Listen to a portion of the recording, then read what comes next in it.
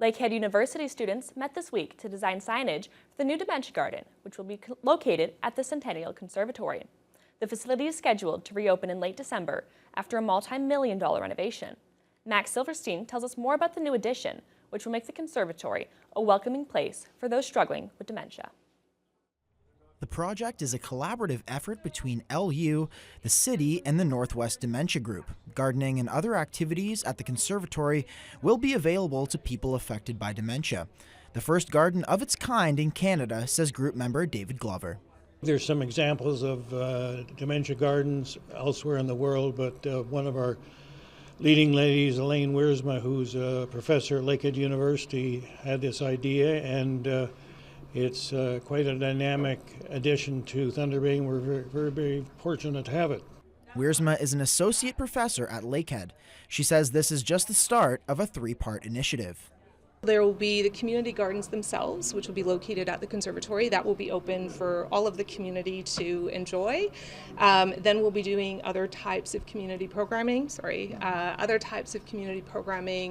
intergenerational kinds of activities, environmental kinds of activities, and that kind of thing. And then there will be the component that will be the day program for people living with dementia, which will be from June to September, 1 day a week, and it'll be solely an outdoor-based program that will take place in the gardens. Wiersma's husband, Professor Harvey Lemlin, says many students have been inspired by the chance to participate in the sign-making process and want to get involved further. It's crucial. It's one of the things that our school has always done well throughout its history, and we had this opportunity to do that.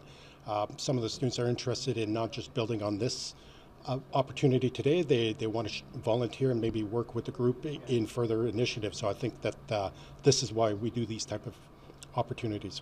Fourth-year outdoor rec student Forrest DePinto Stroud helped create the Code of Conduct section of the poster and says it allowed his group to take a creative look at setting up rules for this type of shared space. We try to do our best to make it like a friendly, more welcoming way of giving rules, so it's more so emphasis on like respect and just kind of ideas of everything is there for a reason versus having rules and set in place and being less welcoming. The conservatory is expected to reopen to the public just before Christmas after years of renovations.